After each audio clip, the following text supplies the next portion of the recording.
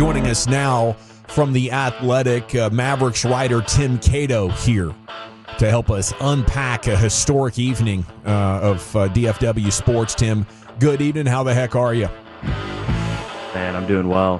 What a turn of events. It's the storyline that keeps on giving because, to me, this is just another, banner set down in the biggest North American storyline that began 3 months ago with the Luka Doncic trade.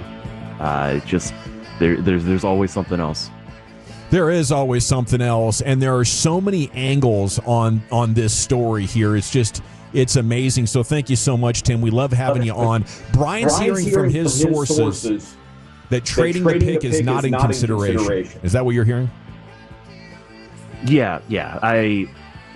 The first place my brain went, I'll be totally honest, was the idea of what if it was anything other than Cooper. I did that because the scenarios are so interesting. There are so many. The best option and the option that's going to happen is draft Cooper Flagg. But just thinking about how many possibilities, that's where my brain went right away.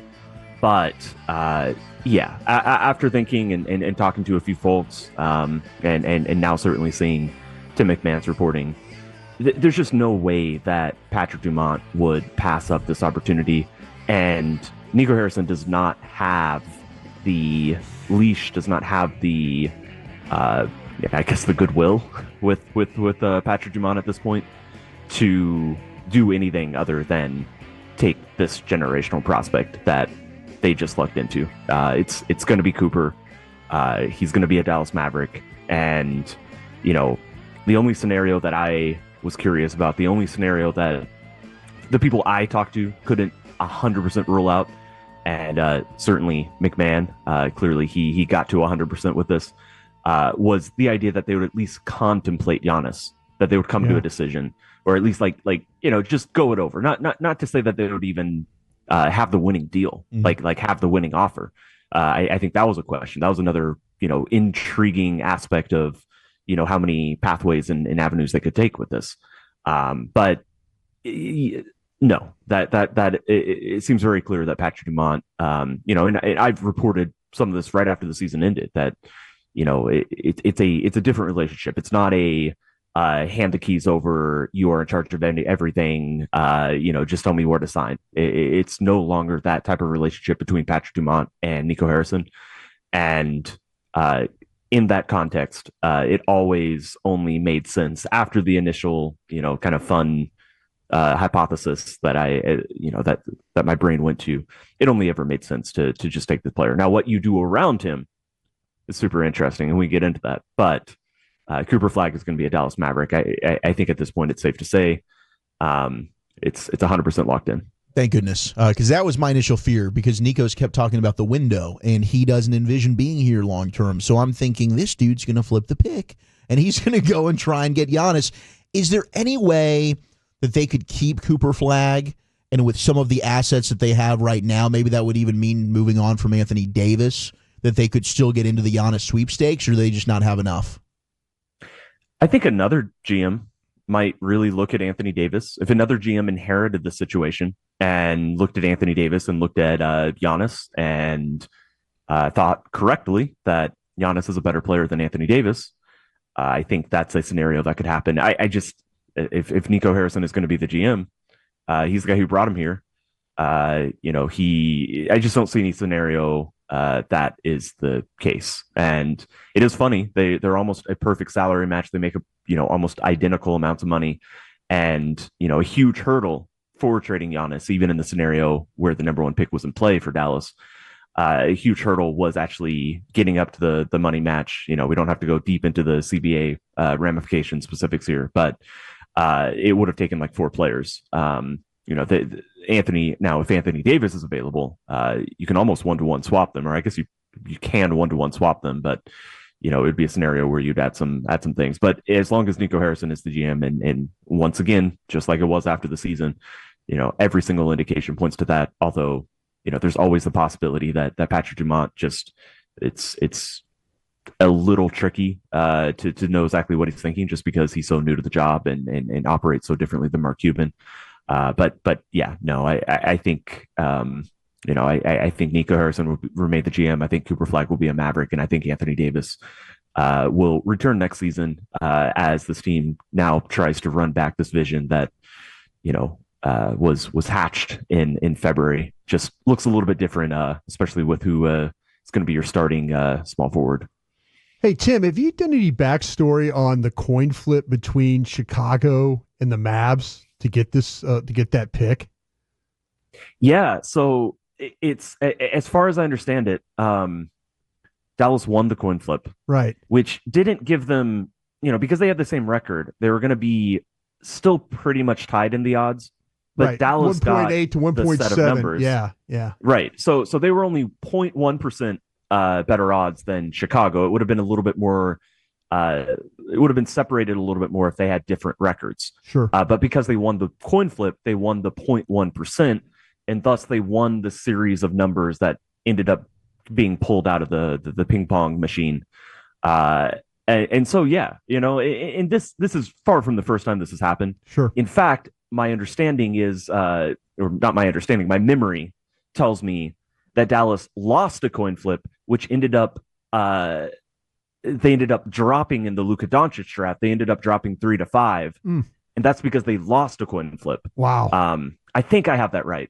So this happens every time, and honestly, like the more you examine the details, like, of course, I mean, if you wanted to play this game, you could go back to, I don't know, like the missed goaltending in New Orleans in a game Dallas was almost certainly going to win if the goaltending had been called. Like, you can go find any number of moments, but it's still, I guess it's just a story of like sports are incredible, and they're also random as hell. They're just so random, and you never know what's going to happen, and every single little tiny thing can mean the difference between Cooper Flagg being a Dallas Maverick or the very bleak future Dallas instead had awaiting for them if they did not, in fact, win the number 1 overall pick.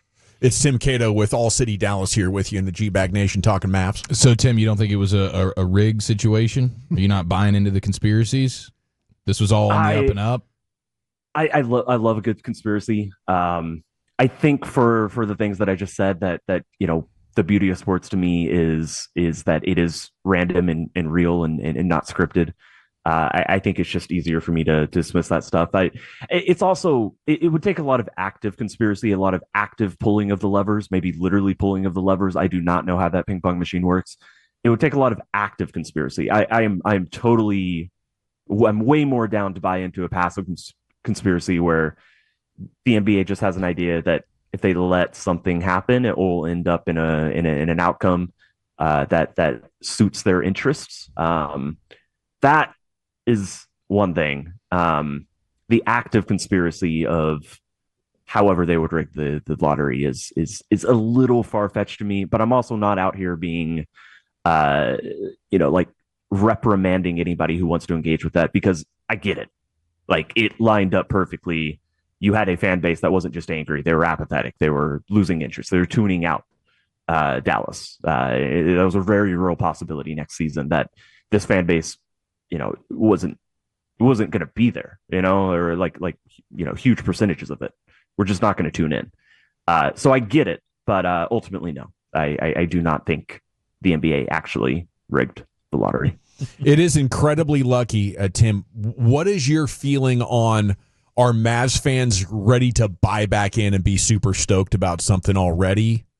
Or have they not gotten closure off the Luka thing? Like, is this still rooting for Nico's success in a weird way?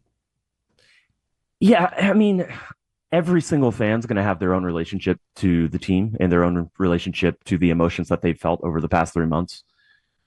I've seen a lot of those reactions, but it's also, a lot of people that are in my Mavericks Twitter list. So, is that representational of everybody? But I have far and away seen mostly excitement, even if it's contained excitement, even if it's excitement about Cooper Flagg and not everything else around it. I guess the one thing I would say about that, I don't think Nico has solved everything. I don't think Cooper's instantly, and I know we're going to probably talk more about Cooper. He's going to make your team better right away. But this team is still, if they just run it back, they make no changes to the route. Of course they are.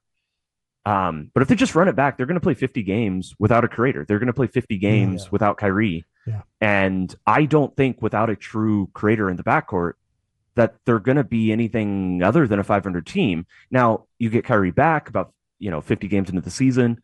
And if you're only 500, that's so much ground to make up in a Western Conference that is probably going to add Giannis and only get tougher. So I think that Nico Harrison still has some work to do, even though Cooper is a massive help, and he's instantly from game one going to be a plus NBA player. This isn't someone who needs like a year of development to impact winning.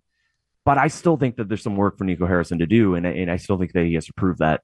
And if he doesn't, then I think there's still a scenario that Cooper Flagg is in Dallas, and there's somebody else calling the shots in the near future if Nico Harrison isn't able to navigate a very tricky roster building construction that's ahead of him this summer. Just one that's slightly less tricky now that you have Cooper Flagg slotting into the starting lineup. I'm glad you brought that up. Tim Cato with us here at 105 through the Fan. Two-parter here. Do you think there's a scenario where Nico's not the general manager to start the season? Maybe he doesn't agree with, hey, I want to make this pick, and Dumont, there ends up being a power struggle there. Maybe Nico steps down, whatever it might be. And then how do you see the fit with Cooper Flagg and this current roster? I expect, just like I expected after the season, just like I've expected throughout the past 3 months since Luka was traded, that Nico's going to be the GM next season. But I will leave I'll leave that door ajar just because I don't have a good sense of what Patrick Dumont is thinking about this whole thing. I have a sense that the relationship with Nico is a little bit different, but I don't have a sense of whether this is a get out of jail free card in a lot of ways. And I don't have a sense of what Patrick Dumont or like what extremes he would go to. Would he consider something like that? I think end of the day, I would think not. I think this will be Nico's opportunity. And I don't think Nico's, if he understands that he has to take Cooper Flagg, even if there's, Green Goblin mask whispering to him, like tiny little ideas about other things, he'll go take Cooper Flagg. I don't think there's any concern about that. As for the fit with the Mavericks, like I said, Cooper instantly is going to make you better. He's going to be an awesome defender from literally his first game in the NBA. He's going to be at least in, average, above average, slightly above average offensive player. He may not be great at anything just yet, but obviously his ceiling is massive. There is potential he develops into a number one option. I think the big question for me is do you go big or do you go small? And small in this instance isn't really small. It's just Anthony Davis. I know you want to play the four, but you're a center. You've always been best as a center. You want a title as a center. So you're going to be a center. And then it's a scenario where PJ Washington and Cooper Flagg can play together. If you're trying to start a center next to Anthony Davis still, and Derek Lively is also awesome. Like this is not me dismissing that fact. He can start, and then but in that scenario, are you trying to hang on to Daniel Gafford and you're looking to move PJ Washington? Because before last night, I think it was the other way around was the likeliest scenario. So there are questions about how exactly Dallas is going to build this team, how they're going to get spacing around a player who also needs some room and space, literally on the court and figuratively in his development cycle, to potentially be that number one option or be that number two option, to grow into that. Because on that side of the court, he's 18. Of course, he's still learning and developing in those ways. So obviously, no matter what, Dallas has to come out of this offseason with a creator who can do some of what Kyrie would do if he was healthy. You're not going to replace Kyrie, 100%. Of course not. He's an all-NBA player. But I think, how they go about solving that creator, fitting in that creator, and how they go about all of this is truly fascinating. There's a lot of questions around it. Again, but when it comes down to it, Cooper and how he fits is you just go put him on the court. it's everything else around him that I think there's questions about how Dallas goes about kind of making this the best possible situation for him, while also trying to achieve that goal to win now with the win now players they have. Hey Tim, if Dallas, they ended up in the top, say they ended up in the top 4 and they ended up with the 3rd pick, do you have a guy in mind you would have taken there? Because you were talking about creators, and it seems to be maybe there were a couple in this draft that at the top that maybe those lottery guys. Is there a preference you'd had, and or is there somebody like that would make more sense than not taking Flagg? I think if they had been second, I think Dylan Harper would have been awesome on this team, and maybe not as polished as you would hope, but at the same time super polished guard and more of an obvious fill-in for the Kyrie absence. At 3 and 4, I'm pretty sure the pick would have been traded at that point. Just because the players at 3 and 4 are not as polished and do not have superstar potential, even if I really like VJ Edgecombe, even if I'm curious about Ace Bailey. But I think 3 and 4 would have been the avenue for Dallas to go ahead and trade that pick, to feel like they got super lucky in the flexibility they have to build around the roster they have. But Cooper Flagg is flexibility to improve the team now, improve the team later, give you a massively long timeline, potentially to be the most valuable contract in the NBA. And, if you're a front office, you certainly think in that way. So it hard to know for sure, but I think 1 or 2 they would have taken the first and second best players in the draft. 3 or 4 it's probably traded. 11 or 12 if they had stayed put. Who knows? Yeah. Who cares? Is really the right response. Tim Cato here with you on The Fan, wrapping up with Tim from All City Dallas. Is there any interest or momentum around that idea of going young around Flagg and in trading your veterans? I mean, obviously not under Nico, but with a new GM, would that be possible? Right. Yeah, I mean, that's kind of the same thing when, would Patrick Dumont consider that? Would he consider this get out of jail free card, this chance to, for a redemption arc, so to say? Would he consider that? And I just don't know. I don't know in the sense that I don't think so. Yeah. But if he is thinking about that, I don't think we'll find out until he actually pulls the trigger. Just thinking about information and how it's doled out. Obviously, this is something that he would keep very close and tight. This isn't something that's going to leak if he was considering it, but then Nico is still the GM. So I think the options are either, we just out of nowhere get a Shams text, or we never know that it was ever in consideration, or it just wasn't in consideration. And I think the third one, I think the fact that it's probably not going to be in consideration is the likeliest outcome.